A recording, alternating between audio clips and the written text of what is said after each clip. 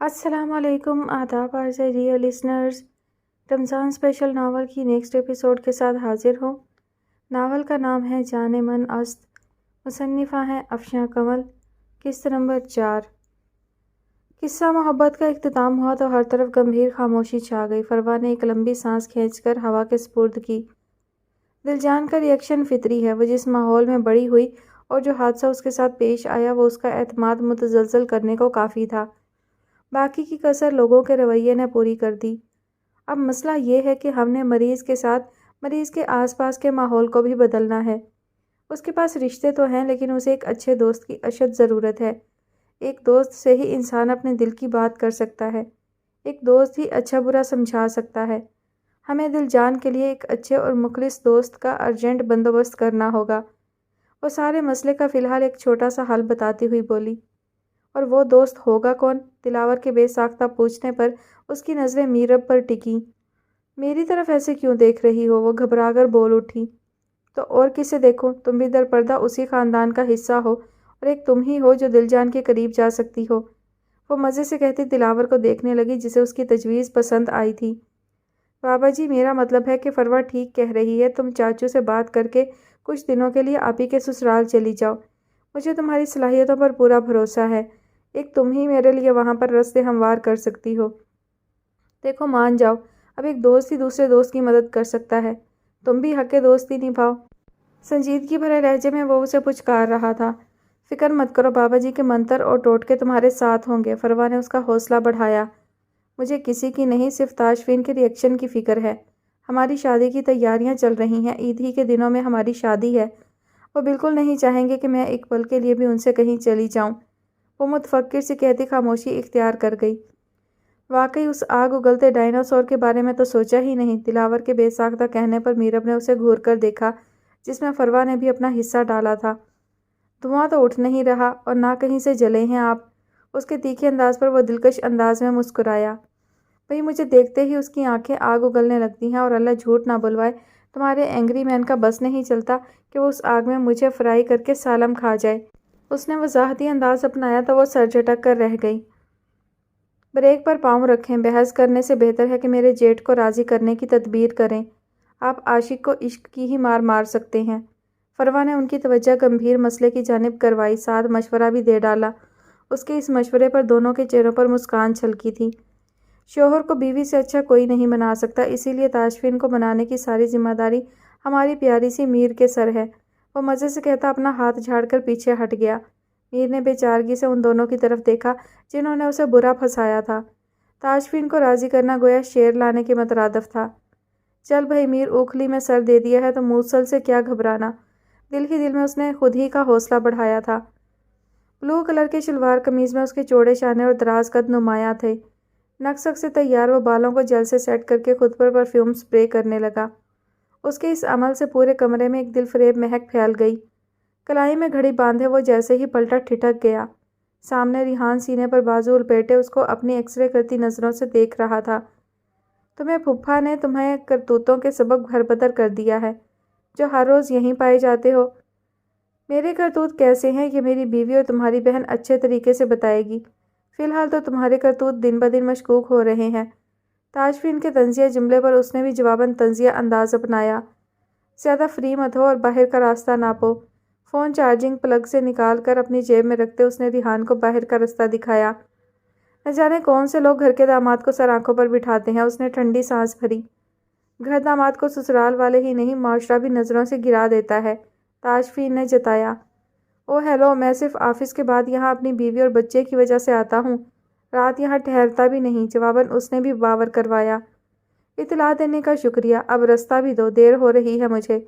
پیروں میں پشاوری چپل پہنے وہ ریحان کے سامنے آ رکا جو دروازے کی چوکھٹ میں ایستادہ تھا۔ ہٹ رہا ہوں، مر مت، وہ ایک طرف ہوا۔ بیٹا میں نہیں، تو مر رہا ہے، وہ بھی یہ جاننے کو کہ میں کہاں جا رہا ہوں۔ تو پھوٹ دینا، میر نے بلوایا ہے، اسے مجھ سے کوئی ضروری بات کرنی ہے۔ ضروری بات؟ یار کہیں وہ شادی کی ڈیٹ کا مسئلہ نہ ہو۔ کیسا مسئلہ؟ اس کے تاثرات سرد ہوئے۔ یار ہو سکتا ہے کہ شادی کی تاریخ آگے بڑھوانی ہو۔ ایسا ممکن نہیں ہے، وہ سختی سے کہتا قدم باہر کی جانب بڑھا گیا۔ کچھ دیر پہلے کی اس کے چہرے کی مسکراہٹ سنجیدگی میں ڈھل گئی تھی۔ افطاری بہت اچھے ماحول میں کی گئی تھی۔ زرتاشا نے اسے دامادوں والا پورا پروٹوکول دیا تھا۔ مغرب کی نماز کے بعد بانو ان تینوں مرد حضرات کے آگے گرما گرم چائے رکھ گئی تھیں۔ تاجفین سامنے بیٹھے دلاور کو نظر انداز کیے زمان صاحب سے گفتگو کر رہا تھا۔ جب بھی ملازمہ دوبارہ میر کا پیغام لیا حاضر ہوئی۔ میرا باجی تاجفین صاحب کو اپنے کمرے میں بلوا رہی ہیں۔ اس پیغام پر تاجفین کو بری طرح پھندا لگتے لگتے بچا۔ اسے میرب سے اس بے باکی کی توقع ہرگز نہیں تھی۔ تبھی وہ اس سچویشن پر بری طرح بوکھلا گیا تھا۔ اوپر سے دلاور کی معنی خیز مسکان دیکھ کر اس کا دل اس کی اچھی سے خاطر تواضع کرنے کو چاہنے لگا۔ اس نے بمشکل اپنی چاہت کا گلا گھونٹا تھا۔ زمان صاحب جو سب باتوں سے واقفیت رکھتے تھے اس کی جھجک محسوس کر کے مسکرا دیے۔ انہیں خوشی ہوئی تھی کہ ان کا داماد ایک رکھ رکھاؤ رکھتا ہے۔ تاجفین گھبرانے یا جھجکنے کی ضرورت نہیں ہے، وہ تمہاری بیوی ہے، اگر وہ تم سے بات کرنا چاہے تو تمہیں کمرے میں بلوا سکتی ہے۔ زمان صاحب کی نرمی سے کی گئی بات پر وہ پرسکون اعصاب کے ساتھ مسکرایا تھا۔ اے اللہ کاش میرے ہونے والے سسر کے خیالات بھی زمان انکل جیسے ہو جائیں۔ آمین۔ اس نے شد و مد سے دعا مانگتے چہرے پر ہاتھ پھیرا۔ جہاں اس کی حرکت پر زمان صاحب ہنس پڑے تھے وہیں تاجفین نے شرربار نگاہوں سے اسے گھورتے ہوئے کھڑا ہوا۔ چاچو آپ کے داماد کو میں کچھ خاص پسند نہیں۔ اسے تم نہیں تمہاری ضد کرتی حرکتیں ناپسند ہیں۔ ابھی تو تم بس اپنی خیر مناؤ۔ اگر تو اس نے میرب کو جانے سے منع کر دیا تو تمہاری نیا منجدار میں پھنس جائے گی۔ ان کی بات پر وہ کرنٹ کھا کر سیدھا ہوا۔ اچھا بولیں، میں تمہیں ہر طرح کے حالات کے لیے ذہنی طور پر تیار کر رہا ہوں۔ تاجفین بے شک وسیلہ اکڑو کھڑوس سہی لیکن دل کا بہت اچھا ہے، مجھے یقین ہے کہ وہ انکار نہیں کرے گا۔ دل بہلانے کو غالب یہ خیال اچھا ہے۔ یا چاچو آپ ہمت باندھنے کے بجائے مسلسل میرا اعتماد متزلزل کر رہے ہیں۔ آپ جائیں اپنی بیوی کے پاس، آپ کو ان کی شدید کمی ہو رہی ہے۔ نروٹھے لہجے میں کہتا وہ وہاں سے واک آؤٹ کر گیا۔ یار تمہارے کزن کے ساتھ آخر مسئلہ کیا ہے؟ کیوں پاپ کارن کی طرح ہر وقت اچھلتا رہتا ہے؟ وہ میرب کے کمرے میں داخل ہوتا شدید طیش میں بولا لیکن جو ہی نظریں سامنے اٹھیں وہ مبہوت رہ گیا۔ اس کے ہم رنگ لباس میں شام سے ہی تھی لیکن سادگی میں۔ نیلی فراق میں اس نے اپنے بالوں کے آبشار کو کھلا چھوڑا ہوا تھا۔ نیلی سمندر جیسی آنکھوں میں کالی رات کی سیاہی ڈلی اسے مزید قاتل بنا رہی تھی۔ گھنی پلکیں مسکارے کی مدد سے مزید خمدار کی گئی تھی۔ گلابی لبوں پر گلابی ہی گلوس لگا تھا۔ کانوں میں ڈائمنڈ ٹاپس، گلے میں اس کی پہنائی گئی چین، ہاتھوں میں کھنکتی چوڑیاں، وہ سراپا خوشبو بنی ہوئی تھی۔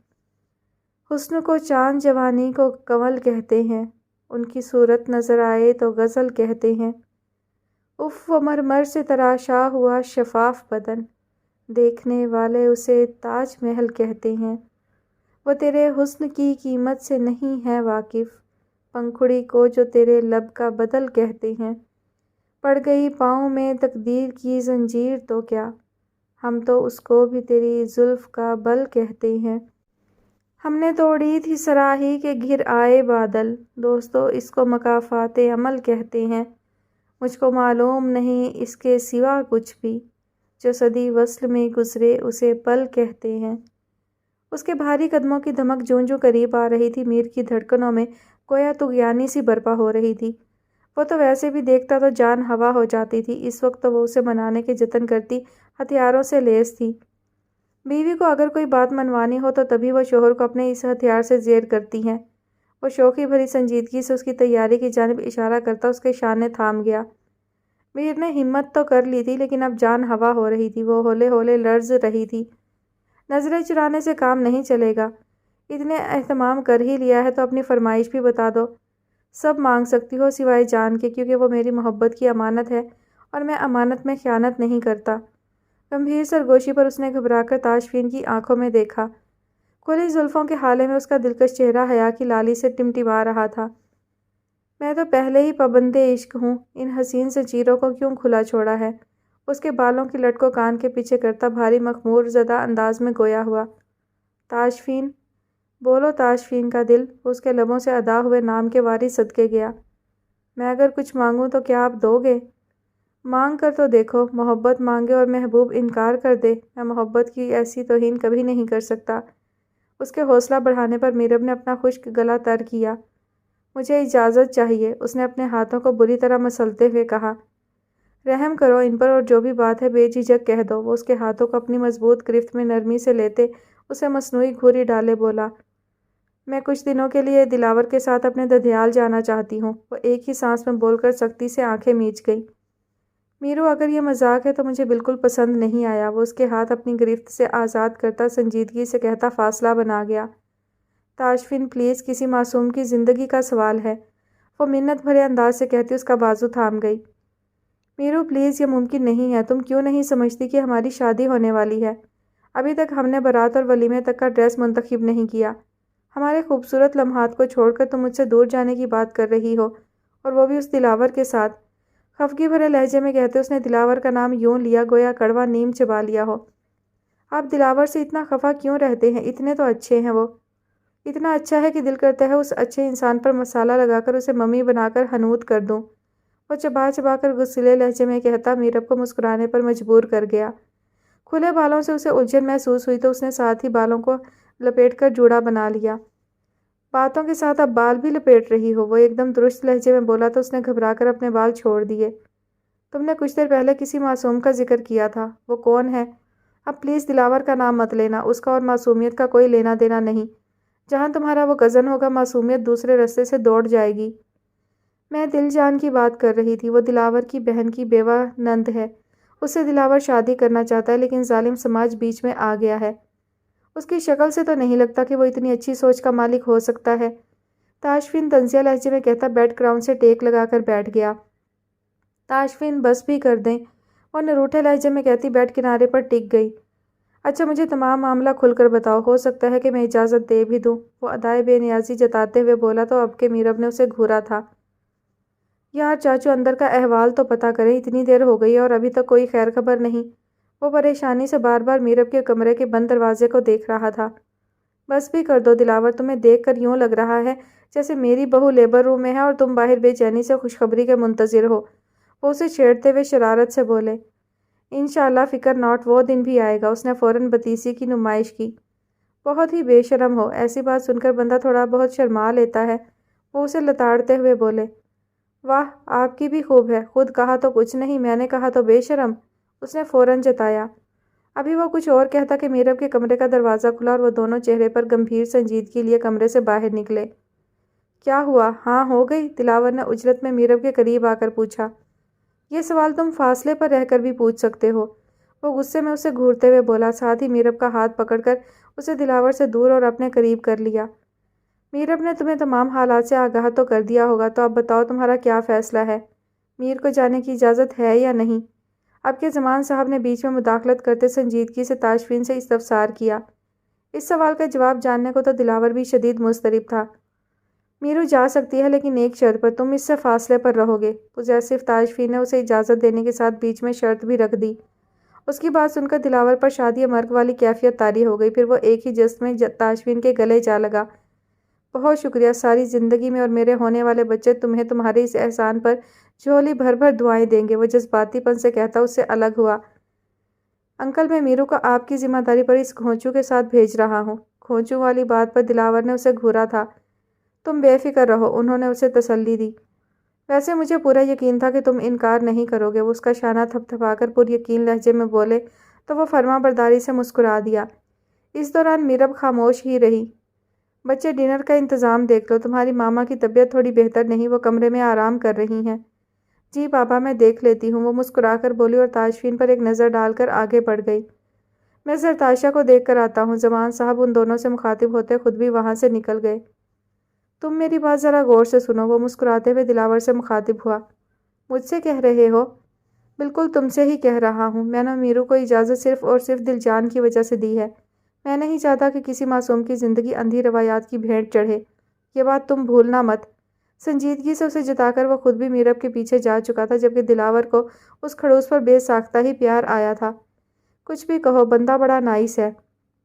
دلاور کی راستے میں ہی گل سے بات ہو چکی تھی، اندر وہ جا نہیں سکتا، اسی لیے گاڑی دروازے کے باہر ہی روک دی۔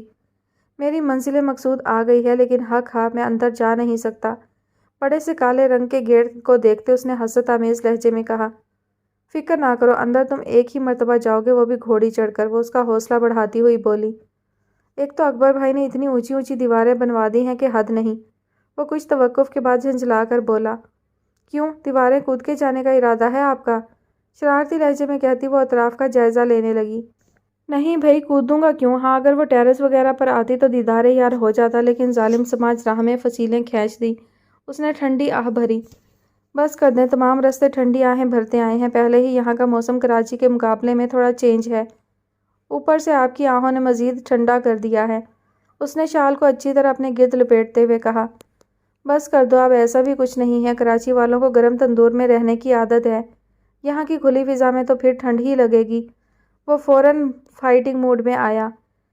توبہ ہے، آپ تو لڑنے ہی لگے۔ اس سے پہلے کہ ان کی بحث طویل ہوتی گاڑی کا شیشہ بجا۔ دلاور نے شیشہ نیچے کر دیا۔ گل be be Meerab be be کا انتظار کر رہی ہیں، اس نے پشتو لہجے میں اردو بولی تھی۔ چلو تم اب اندر جاؤ، ملازم سامان لے آئے گا۔ وہ اس کی جانب دیکھتا سنجیدگی سے بولا تو وہ اپنی شال سنبھالتی گاڑی سے اتر کر کھلے چھوٹے گیٹ سے اندر داخل ہو گئی۔ اندر آتے ہی اس کی نظر سامنے گل پر پڑی، جو چہرے پر استقبالیہ مسکان لیے اس کے انتظار میں کھڑی تھی۔ وہ سلام کرتی پرجوش سی اس کے گلے جا لگی۔ سفر کیسا گزرا؟ وہ اسے اپنے ساتھ لیے اندر کی جانب بڑھی۔ اچھا گزرا۔ اچھی بات ہے، اب دھیان سے میری بات سنو، اندر سب سے پہلے تمہیں بھابھی بیگم ملیں گی، ان سے محتاط رہ کر بات چیت کرنا، وہ اڑتی چڑیا کے پر گن لیتی ہیں، اگر جو انہیں بھنک بھی پڑ گئی کہ تم یہاں کس ارادے سے آئی ہو تو سمجھو سونامی آ جائے گا۔ اندر جانے سے پہلے رک کر اسے سمجھانے لگی۔ میری پیاری گلابی، آپ ہر طرح کی فکر سے آزاد ہو جائیں، میرے پاس ذہانت اور بابا جی کے آزمودہ نسخوں کی زنبیل ہے، انہیں خبر بھی نہیں ہوگی اور پلوں کے نیچے سے پانی گزر بھی جائے گا۔ وہ شوخی بھری زندگی سی بولتی گل کا ہاتھ پکڑے اندر داخل ہو گئی۔ گھر باہر سے جتنا وسیع تھا، اندر سے اتنا ہی خوبصورت تھا۔ حال میں قدم رکھتے ہی اس نے پرجوش انداز میں سلام کیا۔ پلوشے سے مل کر اب وہ دیبا بیگم کی طرف بڑھی۔ بھاری جسامت، تیکھے نقوش براؤن کرلی بال، بے تحاشا گوری رنگت پر لائٹ گرین بڑی بڑی آنکھیں۔ وہ بظاہر تو خوبصورت تھی، لیکن باطن کی خوبصورتی چھپی ہوئی تھی شاید، اور اس نے وہی باہر لانی تھی۔ مشکل ٹاسک تھا، مگر اسے بھروسہ تھا کہ وہ یہ آگ کا دریا پار کر جائے گی۔ آپ کس قدر خوبصورت ہیں، کہیں سے نہیں لگتا کہ آپ نے کچھ عرصے پہلے اپنی بیٹی کی شادی کی ہے۔ وہ ان کا ہاتھ تھامے پرجوش سی کہہ رہی تھی۔ تیر نشانے پر لگا۔ ان کے تنے تاثرات نرم پڑ کر مسکراہٹ میں ڈھل گئے۔ آپ کی عمر کیا ہوگی؟ 40 سال، لیکن تم کیوں پوچھ رہی ہو؟ وہ حیران پریشان سی پوچھنے لگی۔ اس عمر میں فلم ایکٹریس شادی کرتی ہیں اور آپ 3 بچوں کی ماں ہیں۔ بس وزن بڑھ گیا ہے، اگر جو آپ دبلی پتلی ہوتی تو آپ کے آگے مائرہ خان کچھ نہیں۔ مائرہ خان کو تو جانتی ہیں نا آپ؟ وہ چہکتی ہوئی بولی۔ بالکل جانتی ہوں، اس کا وہ مشہور ڈرامہ ہمسفر میرا فیورٹ ہے، اور ہم کہاں کے سچے تھے، اس ڈرامے کو تو میں نے ریپیٹ ٹیلی کاسٹ میں بھی دیکھا ہے۔ وہ سب بھلائے آپس میں یوں باتیں کر رہی تھی جیسے پرانی پکی سہیلیاں ہوں۔ آپ ایک حسین اور باذوق خاتون ہیں، میں جب تک یہاں پر ہوں آپ کی اور میری خوب جمنے والی ہے۔ میرب کی بات سن کر ان کا چہرہ کھل گیا۔ تم بالکل زمان پر گئی ہو، اسی کے جیسی زندہ دل۔ بھئی تم نے بچی کا کمرہ تو سیٹ کروا دیا تھا نا؟ مسکرا کے اس کا ہاتھ دبا کر چھوڑتے وہ حق دک کھڑی پلوشے سے مخاطب ہوئیں۔ جی کر دیا تھا، وہ ایک دم بوکھلا کر بولی۔ کل تک تو ان کی بڑبڑاہٹیں عروج پر تھیں، اور اب اخلاق کا عالم دیکھو، برج خلیفہ کو چھو رہا ہے۔ ساتھ کھڑی گل کی جانب جھکتی وہ سرگوشیانہ انداز میں بولی۔ چپ کرو، سن نہ لیں۔ وہ فوراً ٹوک گئی۔ سفر سے آئی ہو، تھک گئی ہوگی، ابھی جا کر آرام کرو، افطاری کے وقت ملاقات ہوگی۔ گل مہمان کو کمرہ دکھاؤ۔ وہ ایک ساتھ ان دونوں سے مخاطب ہوئیں۔ آؤ میرب، وہ اسے اپنے ساتھ آنے کا اشارہ کرتی آگے بڑھ گئی تو میرب نے بھی اس کی تقلید کی۔ تمہاری آمد نیک شگون ثابت ہوئی ہے۔ بھابھی بیگم کے تیور اور انداز ہی بدل گئے۔ ماتھے کی تیوریاں تو یوں گئیں جیسے استری کرنے سے کپڑے کی سلوٹیں جاتی ہیں۔ گل اپنی بات کا خود ہی مزہ لیتی ہنس پڑی۔ بس دیکھتی جائیں، یہی بھابھی بیگم خود دل جان کی شادی دلاور سے کروائیں گی انشاءاللہ۔ میرب کی کہی بات پر اس نے جھٹ کہا تھا۔ مجھے دل جان سے ملنا ہے ابھی۔ اس کے پراشتیاق انداز پر گل مسکرا اٹھی۔ مجھے علم تھا کہ تم سب سے پہلے اسی سے ملنا چاہو گی، اس لیے میں تمہیں اسی کے پاس لے کر جا رہی ہوں۔ وہ اس کا گال کھینچ کر بولی تو وہ مزید پرجوش ہو گئی۔ دروازہ ناک کر کے وہ گل کے پیچھے ہی دروازے سے اندر داخل ہوئی اور سامنے بیٹھے وجود کو دیکھ کر مبہوت رہ گئی۔ سفید لباس میں وہ اسے کوئی جیتا جاگتا سانس لیتی مومی مجسمہ ہی لگی۔ ایک اجنبی چہرے کو دیکھ کر وہ گھبرا کر اٹھ کھڑی ہوئی۔ وہ شاید کچھ دیر پہلے ہی نہا کر نکلی تھی، تبھی اس کے کالے سیاہ بال اس کی پشت پر بکھرے ہوئے تھے۔ دل جان، ان سے ملو، یہ میری کزن میرب تاج فین ہے، زمان چاچو کی بیٹی۔ اس نے تعارف کا مرحلہ نمٹایا تو دل جان نے دھیمے لہجے سے سلام کیا۔ پرسوز لوچدار آواز پر وہ جو اسے ٹکٹکی باندھے دیکھ رہی تھی ایک دم ہوش میں آئی اور لپک کر اس کے گلے جا لگی۔ دل جان اس بے تکلفی پر حیران پریشان سی ہو گئی۔ میرا تعارف نامکمل ہے ابھی، گل آبی نے بتایا نہیں کہ میں دلاور خان کی دوست بھی ہوں۔ اس سے الگ ہوتی وہ چہک کر بولی۔ اس کی بات سن کر دل جان کے چہرے پر سراسیم کی چھا گئی جسے میرم نے شدت سے محسوس کیا۔ ایک بات یاد رکھنا، ظلم کرنے والا تو ظالم کہلاتا ہی ہے، لیکن ظلم سہنے والا بزدل بن کر اسی کی صفت میں شامل ہو جاتا ہے۔ اللہ نے ظالم اور ظلم کے خلاف جہاد کا حکم دیا ہے، اور جہاد خاموش رہنے، ڈرنے، سہمنے میں نہیں ہے۔ میری امی میرے پیدا ہوتے ہی اس دنیا سے چلی گئی تھی، اور میرے بابا ان کے غم میں مجھے بھول کر دنیا کی بھول بھلائیوں میں گم ہو گئے۔ میں نے بھی ایک عرصہ اس تکلیف کو جھیلا ہے، جہاں آپ کا اپنا ہی آپ کو ذکر پہنچاتا ہے، کبھی لفظوں کے تیر چلا کر، کبھی یہ احساس دلا کر کہ آپ تنہا ہو۔ لیکن میں مظلوم نہیں بنی، اپنے لیے سٹینڈ لیا۔ ایک وقت تو ایسا بھی آیا کہ میرے کردار پر الزام بھی لگا اور میرا تماشا بھی بنایا گیا، مگر میں ٹوٹی نہیں، ڈٹ گئی۔ یہ حوصلہ بھی مجھے اپنوں سے ہی ملا۔ ایک انسان کی نفرت کو اتنے لوگوں کی محبت پر حاوی نہ ہونے دو۔ لڑنا سیکھو اپنے لیے اور اپنے سے جڑے رشتوں کے لیے۔ یہ جو ہم صبر کر کے بیٹھ جاتے ہیں کہ اللہ صبر کرنے والوں کو پسند کرتا ہے، یہ جو صبر ہے اللہ کی دی گئی آزمائشوں پر کرنے کا نام ہے، بندے کی دی گئی تکلیفوں پر نہیں۔ وہ چہرے پر دھیمی سی مسکان لیے اس کا ہاتھ تھامے اسے سمجھا رہی تھی، جبکہ وہ خاموشی اور توجہ سے اس کی نیلی آنکھوں سے پھوٹتی روشنی اور لفظوں کی حلاوت کو آہستہ آہستہ خود میں سرایت کرتا محسوس کر رہی تھی۔ چند سیکنڈ ٹھہر کر اس نے سلسلہ کلام دوبارہ جوڑا۔ اگر کوئی آپ کے گال پر تھپڑ مارے اور وہ تھپڑ آپ چپ چاپ کھا لو تو یہ صبر نہیں ہے۔ اس تھپڑ کو گال پر لگنے سے پہلے ہی رستے میں روکنا ہوتا ہے، اور یہ کام آپ خود کرتے ہو، کوئی دوسرا نہیں کرتا۔ سمجھ رہی ہو نا میری بات؟ میں تمہاری دوست بننے آئی ہوں، وہ دوست جو اگر آپ روح ہو تو وہ آپ کا جسم ہو۔ بنو گی میری دوست؟ دیکھو ہاں کر دو ورنہ مجھے زبردستی کرنی پڑے گی، سنجیدگی سے کہتے آخر میں اس کے انداز میں شرارت گھلی۔ ہاں، وہ جھٹ بولی اور اب کے خود ہی اس کے گلے جا لگی۔ آج سے ہم پکی والی سہیلیاں ہیں۔ وہ اس کے گرد حصار کستی اسے دائیں بائیں جھلا گئی۔ پیچھے سے گل نے بھی خوشی میں چہکتے انہیں گلے لگا لیا تھا۔ کمرے میں آ کر وہ فریش ہوئی اور ریلیکس سی بیڈ پر ٹانگیں پھیلا کر لیٹ گئی۔ پھر کچھ یاد آنے پر ساتھ پڑا اپنا ہینڈ بیگ اٹھا کر کھولا۔ تاشفین اور دلاور کی کئی مسڈ کالز اسکرین پر شو ہو رہی تھی۔ اس سے پہلے کہ وہ تاشفین کو کال ملاتی دلاور کی کال آنے لگی۔ اس نے جلدی سے کال ریسیو کی۔ کال ریسیو کیوں نہیں کر رہی تھی؟ تمہارے کھڑوس نے کال کر کر کے میرا جینا حرام کر دیا۔ بتا بھی دیا کہ بھائی وہ اندر سب سے ملنے ملانے میں مصروف ہوگی، مگر ناج ہی مرغے کی وہی ایک ٹانگ۔ دوسری جانب سے وہ سخت جھنجھلایا ہوا بول رہا تھا۔ اچھا بس بھی کر دیں، سارے رستے میں میسج پر بات کرتی آئی ہوں اور بیچ میں ایک دم غائب ہو گئی تو لازمی سی بات ہے کہ انہوں نے پریشان ہی ہونا تھا۔ بیگم ہونے کا پکا ثبوت دیا ہے اس کی فیور میں بول کر۔ دوسری جانب وہ جلے کٹے لہجے میں بولا۔ اچھا نا سب باتیں چھوڑیے، یہ بتائیں ٹھہرے کہاں پر ہیں؟ وہ فکر مندی سے پوچھنے لگی۔ ہوٹل میں ہی ٹھہروں گا، والد محترم نے تو گھر سے نکالا ہے، آرڈر دیا ہوا ہے، میں تو یہ بھی نہیں کہہ سکتا کیوں نکالا۔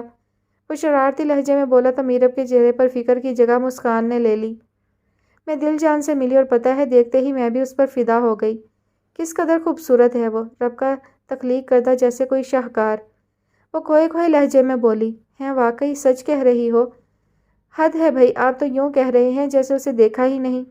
وہ دلاور کے حیرانی ظاہر کرنے پر چڑ کر بولی۔ قسم لے لو جو کبھی نظر بھر کر دیکھا بھی ہو۔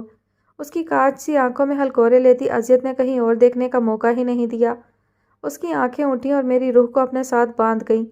باقی مجھے کسی چیز کا ہوش نہیں رہا، یہاں تک کہ اپنا بھی نہیں۔ وہ یوں بول رہا تھا جیسے اس وقت بھی اس لمحے کی قید میں ہو۔ کون کہتا ہے کہ اس زمانے میں لوگ سچی محبت نہیں کرتے یا آج کل جذبے خالص نہیں رہے؟ وہ ہولے سے بڑبڑائی اور کال منقطع کر دیا۔ اب وہ تاشفین کو کال کرنے لگی جو پہلی بیل پر ہی ریسیو ہو گئی۔ میرو تم ٹھیک ہو؟ اس جملے کی شدت اس کی روح میں سمائی تھی۔ تاشفین آپ تو یوں کہہ رہے ہیں جیسے میں گھر میں نہیں کسی جنگل میں رہنے آئی ہوں۔ تم اتنی دور ہو، فکر تو ہوگی نا؟ وہ غصے میں بولا تو میرب ایک دم کھلکھلا اٹھی۔ تاشفین نظروں سے دور ہوں، دل سے تو نہیں؟ مسکراہٹ دبائے وہ شوخ لہجے میں بولی۔ اتنی پیاری باتیں تم بس دور سے ہی کرتی ہو، کبھی روبرو کرو تو کچھ نذرانہ بھی پیش کروں۔ اچانک ہی لہجہ گمبھیر ہوا تو میرب کے گالوں پر شفق امڈ آئی۔ تاشفین میں تھک گئی ہوں، آرام کروں گی۔ وہ دامن بچانے لگی۔ اچھی بات ہے، رات کو سکون سے بات چیت کریں گے ویڈیو کال پر، تب تک تم اپنی نیند پوری کرو۔ اللہ حافظ۔ وہ زومانی لہجے میں کہتا کال کٹ کر گیا جبکہ وہ دھک دھک کرتے دل کے ساتھ بستر پر ڈھہ سی گئی۔ افطاری کے وقت اس کی سبھی گھر والوں سے ملاقات ہوئی۔ دیبا بیگم کی دونوں بیٹیاں بھی وہیں موجود تھیں۔ بس گل اور پلوشیہ کے بچے موجود نہیں تھے، وہ چھوٹے تھے تو ملازمائیں انہیں سنبھال رہی تھیں۔ اکبر بھائی اور دلشیر بھائی دونوں ہی بہت پیار سے ملے تھے، باقاعدہ اس کے سر پر ہاتھ رکھ کر اس کا اور گھر والوں کا حال احوال پوچھا تھا۔ داجی اسے اپنے بابا جیسے لگے، خاموش، کھوئے کھوئے، جیسے وہ اس کی امی کے جانے کے بعد ہو گئے تھے۔ ہر شے سے لا تعلق، خوش دلی سے تو وہ بھی اس سے ملے تھے لیکن زیادہ بات نہیں کی تھی، بلکہ وہ کسی سے بھی زیادہ بات چیت نہیں کر رہے تھے۔ اتنے میں دل جان بھی وہاں آئی تو سب کے تاثرات نارمل رہے، بس دیپا بیگم کی تیوریوں پر بل پڑے تھے۔ تم میرے پاس آ جاؤ۔ میرب نے اسے اپنے ساتھ رکھی خالی سیٹ کی جانب اشارہ کیا تو وہ دھیما سا مسکرا کر اس کے ساتھ ہی بیٹھ گئی۔ اذان کی آواز کے ساتھ ہی روزہ افطار کیا گیا۔ اس کے بعد سب نماز مغرب ادا کرنے اٹھ گئے۔ نماز پڑھ کر وہ وہیں حال میں بیٹھ گئی تھی۔ دیپا بیگم کی دونوں بیٹیاں حور اور پری اس کے دائیں بائیں بیٹھی پوری اشتیاق سی سمندر کے بارے میں پوچھ رہی تھی اور وہ بھی مزے سے ان کے سوالات کے جواب دے رہی تھی۔ بس بھی کرو، کیوں بہن کا دماغ کھائے جا رہی ہو؟ افطاری سے پیٹ نہیں بھرا تمہارا؟ پلوشیہ چائے کی ٹرے سامنے کانچ کی ٹیبل پر رکھتے ہوئے ان دونوں سے شرارت سے مخاطب ہوئی۔ چاچی، ان دونوں نے ایک ساتھ احتجاج بلند کیا تو پلوشیہ کے ساتھ وہ بھی ہنس پڑی۔ چاچی، ہم دادوں کے روم میں جائیں؟ پری ایک دم سرگوشیانہ انداز میں پوچھنے لگی۔ جلدی سے چلی جاؤ، بھابھی نے پوچھا تو کہہ دوں گی کہ تم دونوں اپنے کمرے میں چلی گئیں۔ وہ انہی کے انداز میں بولی تو وہ دونوں خوشی سے چہکتی اس کا گال چوم کر تیزی سے وہاں سے دوڑ گئیں۔ کون سی کلاس میں ہیں یہ دونوں؟ وہ اپنا چائے کا مگ اٹھاتی پوچھنے لگی۔ 7ویں کلاس میں ہیں دونوں، مگر حد سے زیادہ شرارتی ہیں۔ بھابھی کی کڑی نگرانی کی وجہ سے کنٹرول میں رہتی ہیں، ورنہ تو ادھم مچانے کو ہر وقت تیار رہتی ہیں۔ باقی سب کہاں ہیں؟ گل آپی تو دل جان کو بلانے گئی ہیں، جبکہ بھابھی بیگم اب ڈنر کے وقت ہی کمرے سے باہر آئیں گی۔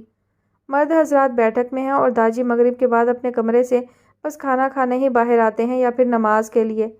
سب کے بارے میں بتا کر وہ اپنا کپ اٹھا چکی تھی۔ بھابھی بیگم اپنی بچیوں کو داجی سے ملنے سے منع کیوں کرتی ہیں؟ وہ حیرانی سے مستفسر ہوئی۔ ان کے خیال میں یہ وقت داجی کے آرام کا ہوتا ہے تو وہ چاہتی ہیں کہ کوئی انہیں ڈسٹرب نہ کرے۔ وہ بتا کر خاموش تھی کہ سامنے سے دل جان اور گل آتی ہوئی دکھائی دی۔ انہیں بار بار اپنے حجرے سے ہاتھ پکڑ کے نکالنا پڑتا ہے، گل شرارت سے کہتی اسے اپنے ساتھ لیے بیٹھ گئی۔ گل کی بات پر جہاں دل جان جھیپی تھی وہیں میرب مسکرا دی۔ آپ دونوں خواتین کے بچے کہاں ہیں؟ میرب کے پوچھنے پر ان دونوں نے کمرے کی جانب اشارہ کیا۔ خود یہاں ہیں اور بچے کمرے میں؟ واہ! اس کے ایک خفیف سے طنز پر وہ دونوں ہنس پڑیں۔ دل جان اس دوران خاموشی سے چائے پی رہی تھی۔ ان دونوں نے جب سے چلنا شروع کیا ہے بہت پریشان کرتے ہیں، قابو ہی نہیں آتے۔ گھر کے کام اور پھر روزہ، ایسے میں بچوں کو ملازمہ کے حوالے کرنا پڑتا ہے۔ گل کے وضاحت دینے پر میرب نے دل جان کو دیکھا۔ یہ سارا دن فری ہوتی ہے تو اپنے بچے تم اس کی پھپھو کے حوالے کیا کرو، اور دل جان، تمہارے داجی تمہارے مورے کے بعد اکیلے پڑ گئے ہیں۔ میں نے نوٹ کر لیا ان کا اداس ہونا، اور تم ایک بیٹی ہو کر بھانپ نہ سکیں۔ اپنے خود ساختہ کھول سے باہر نکلو، اپنے داجی کو وقت دو، اپنے بھتیجوں کے ساتھ انجوائے کرو، اپنی بھتیجیوں کی نت نئی شرارتیں سے لطف اندوز ہو۔ یہ کیا کہ ایک کونا پکڑ لیا اور ہر شے سے غافل ہو گئیں۔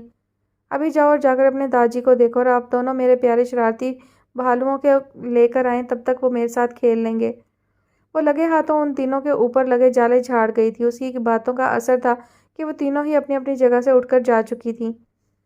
ارے فیفی آئے نا، دیکھیں دادو ہم سے ہار گئے ہیں۔ اسے دروازے میں استادہ دیکھ وہ دونوں ایک ساتھ چہک کر بولیں۔ ان کی پکار پر داجی نے دروازے کی سمت دیکھا۔ وہ شاید اندر آنے سے ہچکچا رہی تھی۔ اتنے عرصے بعد اسے یوں اپنے کمرے میں دیکھ انہیں اچھا لگا تھا۔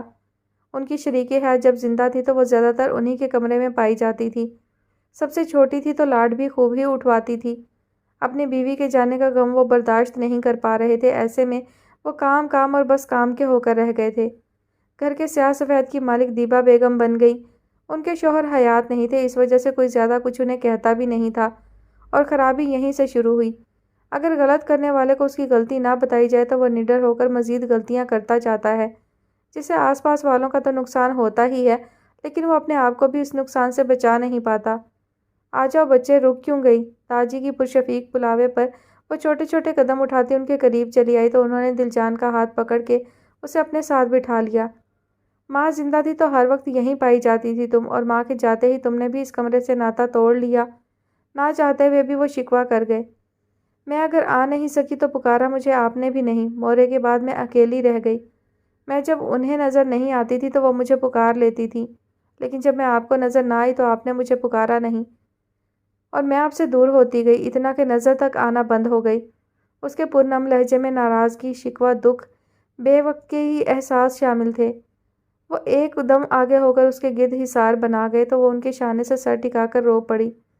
وہ خود بھی آپ دیدہ تھے۔ ان دونوں بہنوں نے نظروں ہی نظروں میں اشارہ کیا۔ حور تم نے چیٹنگ کی ہے، پری نے غصے میں کہا۔ جھوٹ مت بولو، تمہاری گوٹ یہیں رکھی تھی، سانپ نے تمہیں کاٹ لیا تو تم رو رہی ہو، جواباً وہ دو بدو بولی۔ اچھا بھائی لڑو مت، بری بات ہوتی ہے، داجی نے پیار سے سرزنش کی۔ اس دوران دل جان خود کو کمپوز کر چکی تھی۔ ہم نئے سرے سے گیم کھیلیں گے، دادو میری ٹیم میں اور فیفی تمہاری ٹیم میں، پری ناک چڑھا کر بولی۔ دادو ہماری ٹیم ان کی ٹیم کو ہرا دے گی۔ ایسی بات ہے تو آپ دادا پوتی ہم سے جیت کر دکھائیں، دل جان انہیں چیلنج کرتی ہوئی بولی۔ ہارنے والی ٹیم جیتنے والی ٹیم کو آئس کریم کھلائے گی، سدا کی چٹوری حور نے شرط رکھ ڈالی۔ اب کمرے میں وہ چاروں تھے اور زوروں شور سے چلتا لوڈو گیم۔ سنا ہے آپ کا بیٹا آیا ہوا ہے اور ناک کا عالم دیکھیں ذرا، ہوٹل میں ٹھہرا ہے۔ امان صاحب ٹوپی سر سے اتارتے سائڈ پر رکھتے ہوئے طنزیہ لہجے میں بولے اور بیڈ پر نیم دراز ہو گئے۔ ہاں تو ناک وراثت میں ملی ہے تو لمبی ہی ہوگی، وہ بھی تسبیح ایک طرف رکھتی انہی کا انداز اپناتی ہوئی بولی۔ تم چاہتی ہو کہ جو وہ چاہتا ہے ہم وہ مان لیں؟ وہ غصے میں بھڑک کر اٹھ بیٹھے۔ مجھے آپ ایک بات بتائیں، شریعت میں کہاں ممانعت ہے کہ ایک مرد بیوہ سے عقد ثانی یا نکاح نہیں کر سکتا؟ یا کوئی صورت یا حدیث بتا دیں۔ نہیں بتا سکتے نا، جب ایسا کچھ ہے ہی نہیں تو وہ کیوں مانے؟ میرا بیٹا حق پر ہے اور میں اس کے ساتھ کھڑی ہوں، وہ بھی جواباً غصے میں بولی۔ جس لڑکی کی شادی والے دن اس کا شوہر نہ رہے، ہمارا معاشرہ ایسی لڑکی کو اچھی نظر سے نہیں دیکھتا۔ میں بھی اسی معاشرے میں رہتا ہوں اور ایسی لڑکی کو میں اپنی بہو بنا کر زمانے سے تھو تھو نہیں کروانی، وہ اٹل لہجے میں بولے۔ ارے واہ، یہ بھی خوب رہی۔ جس رب کے آگے عمل لے کر جانے ہیں اس کی فکر نہیں، لوگ کیا کہیں گے اس کی پڑی ہوئی ہے، وہ بھی دو بدو چمک کر بولی۔ نیک وقت شوہر کی نافرمان عورت دوزخ میں جائے گی، اب کہ انہوں نے انداز بدلا، اور رب کے احکامات کو نہ ماننے والے کہاں جائیں گے؟ وہ چڑھ کر ہاتھ نچا کر بولی۔ ان کے اس لڑاکا انداز پر نہ چاہتے ہوئے بھی ان کے لبوں پر مسکراہٹ آ گئی جسے وہ فوراً چھپا گئے۔ کل جا رہی ہوں میں اپنے بیٹے سے ملنے، اگر کسی نے مجھے روکنے کی کوشش کی میں بھی گھر چھوڑ جاؤں گی، وہ انہیں سنا کر ان کی جانب سے رخ پھیر کر لیٹ چکی تھیں۔ اتنا عرصہ شادی کا گزر گیا، کبھی تم یوں رخ موڑ کے نہیں سوئی اور آج اپنے بیٹے کی وجہ سے شوہر سے ایسا سلوک کر رہی ہو، حد ہے، وہ غصے میں شکوہ کنا ہوئے۔ ہاں تو آپ بھی تو اولاد کی خوشی پر روایات کو فوقیت دے رہے ہیں، باپ تو اپنی اولاد کے لیے کیا کچھ قربان کر دیتے ہیں اور آپ سے ایک یہ بیکار فرسودہ روایت قربان نہیں ہو رہی۔ اللہ نے آپ کو موقع دیا ہے پہل کرنے کا، اب یہ آپ پر ہے کہ اس موقع سے فائدہ اٹھا کر اللہ کی نظروں میں اس کے اچھے بندے بن جائیں، اور یہ بھی ہو سکتا ہے کہ آپ اس اچھے عمل کی بدولت اور لوگوں کے ذہن کے جالے بھی جھڑ جائیں۔ وہ سنجیدگی سے ٹھہرے ہوئے لہجے میں کہتی سونے کے لیے لیٹ چکی تھیں، جبکہ امان صاحب کسی گہری سوچ میں گم تھے۔ دیبا بیگم حال میں بیٹھی دھوبی سے دھل کر آئے مردانہ کپڑوں کا حساب کتاب کر رہی تھی جب میرب ان کے قریب آ کر بیٹھی تھی۔ دیبا باجی، میٹھے لہجے کی پکار پر وہ نثار ہوتی فوراً اس کی جانب متوجہ ہوئیں۔ آپ پر آنٹی لفظ سوٹ نہیں کرتا، اس لیے میں آپ کو باجی کہوں گی۔ ارے تمہارے جو دل کرے کہو، اور بتاؤ یہاں آ کر کیسا لگ رہا ہے؟ میرب کی کہی بات پر وہ پھولے نہیں سما رہی تھی۔ سچی بہت اچھا لگ رہا ہے، لیکن ایک بات کا افسوس بھی ہو رہا ہے۔ اس کے کھنکتے لہجے میں افسردگی گھلی تو وہ بے چین ہو کر جھٹ پوچھ بیٹھی۔ کیسا افسوس؟ پچھلی دفعہ جب میں اپنے ددیال آئی تھی تو آپ سے کیوں نہیں ملاقات ہو سکی؟ مجھے آپ جیسی خواتین بہت انسپائر کرتی ہیں۔ شوہر کے بعد آپ نے اکیلے ہی بچے پالے، پھر گھر کی بھی پوری ذمہ داری سنبھالی۔ شوہر کے بعد آسان نہیں ہوتا زندگی کا سفر۔ میں تو متاثر ہو گئی ہوں آپ سے، بہت باہمت اور بہادر خاتون ہیں آپ۔ وہ ان کی شان میں قصیدہ گو تھی، اس کی فراٹے بھرتی زبان ایک جگہ بھی نہیں لڑکھڑائی تھی، جبکہ اپنی ہونے والی تعریف پر ان کا چہرہ خوشی کے احساس سے سرخ پڑنے لگا۔ بس بچیوں کے ساتھ وقت گزرنے کا احساس ہی نہیں ہو سکا۔ جب حور کے بابا کار حادثے میں انتقال ہوا تو وہ دونوں بمشکل سال بھر کی تھیں۔ میری تو زندگی ایک دم ہی ویران ہو گئی تھی۔ اتنا اپنا ہوش تو تھا نہیں، بس بچیوں کے لیے خود کو سنبھال لیا، اور اب تو گھر اور بچیوں میں لگ کر پتہ ہی نہیں چلتا کب صبح اور کب شام ہو جاتی ہے۔ سنجیدگی سے کہتی ان کے لہجے میں ہلکی سی نمی بھی شامل تھی، لیکن آخر میں وہ خود کو سنبھال کر مسکرا دی تھی۔ اللہ کی امانت ہے ہم، جب دنیا میں اسی نے بھیجا ہے تو فیصلہ بھی اسی رب کا ہے کہ جب چاہے اپنے بندے کو واپس بلا لے۔ کوئی زندگی کی پوری بہاریں دیکھ لیتا ہے تو کوئی چند دن سانس لے پاتا ہے، کوئی بچپن میں چلا جاتا ہے تو کسی کی جوانی خاک ہو جاتی ہے۔ سب اللہ کے کام اور نظام ہے، اسی کی حکمت ہے، جب چاہے جو کرے۔ بس دنیا سے جانے کی وجہ مختلف ہو جاتی ہیں، جیسے آپ کے شوہر کا ایکسیڈنٹ ہوا اور میری امی مجھے دنیا میں لانے کے بعد اللہ کو پیاری ہو گئی۔ ان کے جانے کے بعد نانو نے ہاتھ کا چھالا بنا کر پالا۔ اگر وہ چاہتی تو کہہ سکتی تھی کہ میں منحوس ہوں، پیدا ہوتے ہی ان کی بیٹی کو کھا گئی، لیکن انہوں نے مجھے بے تحاشا پیار دیا کیونکہ ان کی بیٹی کو میں بہت پیاری تھی۔ انہیں معلوم تھا موت اور زندگی اللہ کے ہاتھ میں ہے، انسان کا اس پر کچھ اختیار نہیں۔ نانو ہی نے کیا، کسی نے بھی مجھے یہ احساس نہیں دلوایا، اور یقین کریں اگر کوئی مجھے یہ احساس کروا دیتا تو میں جی نہیں پاتی، مر جاتی۔ وہ آہستہ آہستہ اپنی باتوں سے ان کا برین واش کر رہی تھی، اور وہ بھی خاموشی اور توجہ سے اس کا ہاتھ تھامے اسے سن رہی تھی۔ یہ ہاتھ انہوں نے اس کے ماں کے ذکر پر تھام لیا تھا۔ کچھ توقف کے بعد اس نے سلسلہ کلام دوبارہ جوڑا۔ ماں کے بغیر زندگی گزارنا آسان نہیں ہوتا، ہر قدم پر اس ممتا بھری چھاؤں کی کمی محسوس ہوتی ہے۔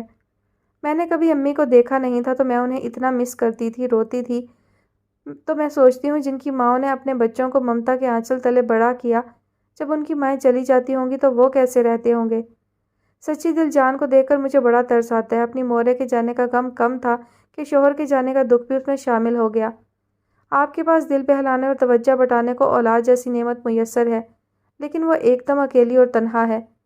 سنا ہے آپ کا بھائی بہت چاہتا تھا دل جان کو، اسی کی پسند پر یہ رشتہ ہوا تھا۔ وہ اپنا کام کرتی ایک دم ٹاپک بدل گئی تھی۔ پاگل تھا جہانگیر، بالکل دیوانہ، ہر وقت مجھ سے دل جان کی باتیں کیا کرتا تھا۔ دل جان یہ، دل جان وہ۔ اسے لے کر میرے بھائی نے بہت خواب دیکھ رکھے تھے، اسی لیے جھٹ پٹ شادی طے کر دی تھی۔ وہ مورے اور میرے ساتھ ایک ایک چیز بڑے ارمانوں سے خود جا کر لایا تھا۔ کس قدر خوش رہنے لگا تھا وہ، چہرے سے مسکراہٹ جدا نہیں ہوتی تھی۔ مہندی والے دن خوب ہی ناچا تھا اور ہم خوب ہنسے تھے، سب کزنوں نے خوب اسے تنگ کیا، لیکن وہ ہر چیز سے بیگانہ اپنی خوشی میں مست تھا۔ لیکن پھر سب بدل گیا، سہرے کے پھول اس کی قبر کے پھول بن گئے، خوشیاں سسکیوں میں گم ہو گئیں۔ روندے ہوئے لہجے میں کہتی ایک دم رو پڑی تو میرو نے انہیں اپنے ساتھ لگا لیا۔ دل جان کے دل پر کیا گزری ہوگی نا، اس کے بھی کتنے خواب ہوں گے جو آپ کے بھائی کے ساتھ منو مٹی تلے دفن ہو گئے۔ وہ تو آپ کے بھائی کی محبت کے سپنے آنکھوں میں سجائے رخصت ہونے کو اس کے لیے پور پور تیار بیٹھی تھی کہ قسمت کے کھیل نے اسے سہاگن سے بیوہ بنا ڈالا۔ اس کی تکلیف کس قدر بڑھی رہی ہوگی۔ اگر آج جہانگیر زندہ ہوتا تو دل جان کو پلکوں پر بٹھا کر رکھتا، اس کے ناز نخرے اٹھاتا، کوئی دکھ اور پریشانی اس کے قریب تک نہ آنے دیتا، کیونکہ دل جان کی خوشی اس کی خوشی تھی۔ وہ سنجیدگی سے کہتی خاموش ہو گئی۔ خاموش تو دیبا بیگم بھی ہو گئی تھی، ان کے اندر ایک دم ہی سناٹا پھیل گیا تھا۔